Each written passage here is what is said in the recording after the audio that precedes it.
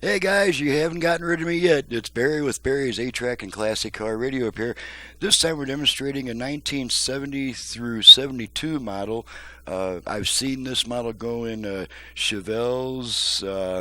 Customer didn't state the car it came out of, but it's an 01 BPBT1, which is typically found in 70 through 72, some of the GM vehicles. And Gary, this comes from Gary.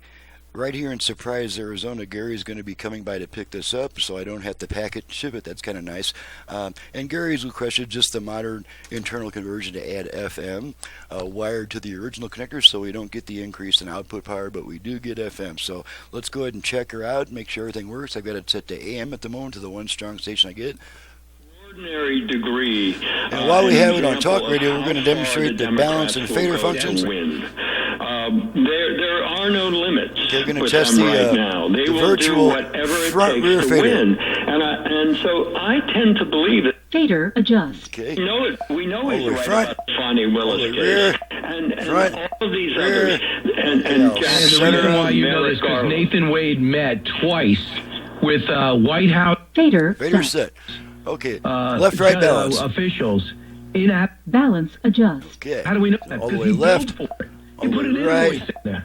Left. So the lead Right. prosecutor who specializes Okay, I'm in gonna wills center and him car again. accidents, because he's dating Fannie Willis. Balance is set. No, Okay, let's go over to FM, which we do by turning the unit off, then right back on within about half a second. And I have all 5 presets set to stations in my area for a quick test.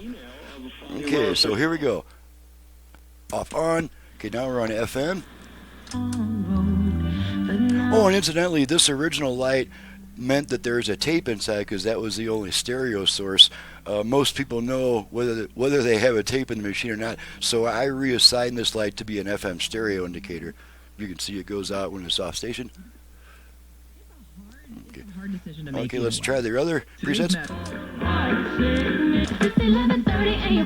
Carrying cars and trucks for more than 20 years. Halfway, Suite 102 in Preston. Okay, let's try the 8-track. She's never found.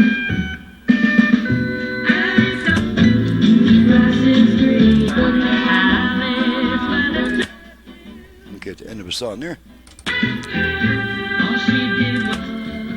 End of a song there, so we're probably coming up on an automatic track change pretty soon. Tell me you understand. Well, you don't. Oh, what a night long. If you're feeling low down, if you're gonna Okay, pull the tape out, radio comes back. Now one thing I'll say, this does have an eject button. I don't recommend using this eject button because this is pretty flimsy plastic and it is more than 50 years old, so it's gone through a bunch of summer and winter cycles. Plastic can be very brittle, and one bad thing about this eject button is it's got a downward slant, so when you push it straight in, it's going to want to go down and possibly break. So if at all possible, I recommend just pulling the tape out, but we'll go ahead and check the eject button, make sure that it does in fact work. Okay, so that pulls the tape out enough for you to grab onto it. And as long as you're extremely careful and make sure you press it only straight in with no downward tendency, then you'll be okay. So let's go ahead and check the dial lights. Make sure that they're lighting up, and you can see that. And this one goes out when a tape is inserted, and we'll demonstrate that real quick. And you can see that one no longer lights. So, okay, so let's pull this tape out again. Your walls.